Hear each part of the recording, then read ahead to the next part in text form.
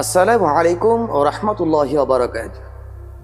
আজ আমরা এমন তিনটি অভ্যাস নিয়ে কথা বলবো যেগুলো যদি একজন মানুষ সত্যিকার অর্থে নিজের জীবনে গ্রহণ করতে পারে তাহলে তার চিন্তা, তার চরিত্র, তার সিদ্ধান্ত সবকিছু বদলে যাবে। এগুলো কোনো মোটিভেশনাল ট্র্যাক না, এগুলো সরাসরি আল্লাহর কালাম থেকে নেওয়া, আল্লাহ পাকের কালাম থেকে নেওয়া জীবন পরিবর্তনের একটা নকশা। প্রিয় ভাই বোনেরা, কোরআন শুধু পড়ার জন্য না, কোরআন হচ্ছে লিভিং গাইডলাইন। আল্লাহ বলেন, যালিকাল কিতাবু লা রাইবা ফীহি হুদাল লিল মুত্তাকিন। এই কিতাব সন্দেহ মুক্ত, আর এটি পথ দেখায় কার জন্য? মুত্তাকি যারা, যারা নেক বান্দা, যারা সচেতন ভাবে জীবন পরিচালনা করে। আজকের তিনটি অভ্যাস মূলত এই মুত্তাকি হওয়ার পথের একটা অংশ। প্রিয় ভাই বোনেরা, অভ্যাস নাম্বার 1, আল্লাহ সুবহানাহু ওয়া তাআলার সাথে কানেকশন ঠিক রাখা, সম্পর্ক রাখা, যিকির। আল্লাহ সুবহানাহু ওয়া তাআলা বলেন, ফাযকুরুনি আযকুরকুম। তোমরা আমাকে স্মরণ করো, আমি তোমাদের স্মরণ করব। এই আয়াত শুধু যিকির, অর্থাৎ এই আয়াত শুধু যিকিরকে মেনশন করছে না, এটা রিলেশনশিপ বলছে।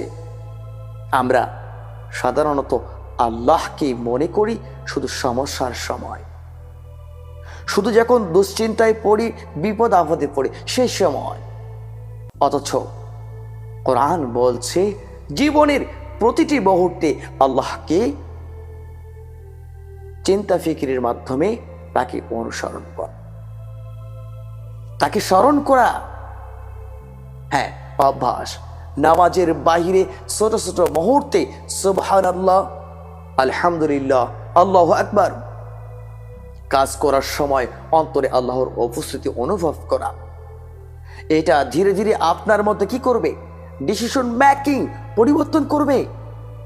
হ্যাঁ, কারণ আপনি যখন জানবেন আল্লাহ আপনাকে দেখছেন, আপনি গোপনেও তখন আর অন্যায় করতে পারবেন না। অভ্যাস নাম্বার 2, কোরআনকে গাইডনেস ফিল্টার হিসেবে ব্যবহার করা। আল্লাহ তাআলা বলেন, ইন্না হাযাল কুরআন ইয়াহদি লিল্লাতী হিয়া আকওয়াম। নিশ্চয় এই কোরআন সবচেয়ে সঠিক পথের দিকে পরিচালিত করে।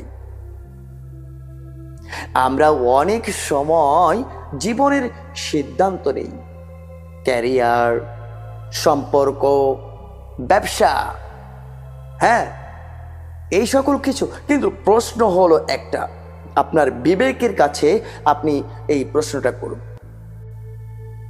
যে কোনো বড় কোনো সিদ্ধান্ত নেওয়ার আগে এই বিষয়টা আপনি একবার অন্তত ভাবুন, এটা কি হালাল? এটা কি আমার তাকওয়া বাড়াবে? এটা কি আমাকে আল্লাহর কাছে নিয়ে যাবে? এই ফিল্টার যদি আপনি ব্যবহার করেন, জীবন অটোমেটিকলি কি হবে?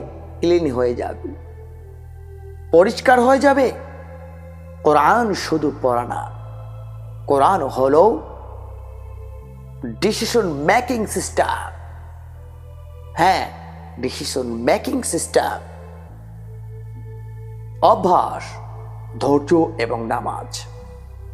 আল্লাহ তাআলা বলেন, ওয়াস্তাঈনু বিস-সাবরি ওয়াস-সালাহ।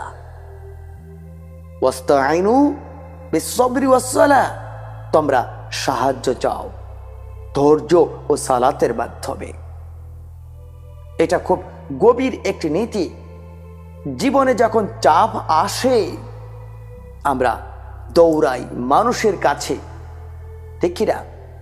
আমরা দৌড়াই মানুষের কাছে, আমরা সলিউশন খুঁজি দুনিয়াবি মানুষের কাছে, কিন্তু কোরআন বলছে প্রথম রেফারেন্স সবর এবং দ্বিতীয় রেফারেন্স সালাহ। অর্থাৎ সবর মানে হলো শুধু চুপ থাকা না, এটা হচ্ছে ইমোশনাল কন্ট্রোল এবং ট্রাস্ট ইন আল্লাহ। আর সালাত হচ্ছে ডাইরেক্ট কমিউনিকেশন উইথ আল্লাহ। হ্যাঁ, অভ্যাস। সমস্যা এলে আগে 2 রাকাত নামাজ, এরপর ধৈর্য ধরে আল্লাহর ওপর ভরসা করুন, এটাই বাস্তব। হ্যাঁ, এটাই আপনাকে আল্লাহ সুবহানাহু ওয়া তাআলার সাথে আপনার সম্পর্ক তৈরি করে দিবে। আপনার বিপদ আপদ সকল কিছু আল্লাহ পাক দূর করে দিবেন। অভ্যাস নাম্বার 3, দেখেন সচেতন ভাবে স্মরণ করা, কোরআনকে ডিসিশন ফিল্টার হিসেবে ব্যবহার করা। অর্থাৎ সবর, সালাহ এগুলো আলাদা আলাদা মনে হলেও আসলে এগুলো এর সাথে একটি জীবন গঠন করার লক্ষ্যে, যেটা আল্লাহর সাথে কানেক্টেড সব কিছু। আল্লাহ তাআলা বলেন, ইয়া আইয়ুহাল্লাযীনা আমানুস্তাঈনু বিস-সাবরি ওয়াস-সালাহ ইন্নাল্লাহা মা'আস-সাবিরিন। নিশ্চয় আল্লাহ ধৈর্যশীলদের সাথে আছেন। প্রিয় ভাই ও বোনেরা, শেষ কথা, জীবন পরিবর্তন কোনো বড় ইভেন্ট না, এটা ছোট ছোট অভ্যাসে সমষ্টি। আপনি যদি এই 3টি অভ্যাস ধীরে ধীরে নিজের জীবনের সাথে নিজের জীবনে আপনি আনতে পারেন, তাহলে আপনি শুধু ব্যস্ত মানুষ না, বরং ফ্রস্টফুল বেলিভার হয়ে উঠবেন। আল্লাহ সুবহানাহু ওয়া তাআলা আপনাকে আমাকে কোরআনুল কারীমের নিয়ম কানুন অনুযায়ী আমাদের জীবনকে, আল্লাহ রাসূলের সুন্নাত অনুযায়ী আমাদের জীবনকে পরিচালিত করার তৌফিক দান করুক। আল্লাহুম্মা আমিন। প্রিয় ভাই ও বোনেরা, ভালো থাকবেন, সুস্থ থাকবেন। দেখা হবে অন্য একটি ভিডিওতে। আসসালামু আলাইকুম ওয়া রাহমাতুল্লাহি ওয়া বারাকাতুহু।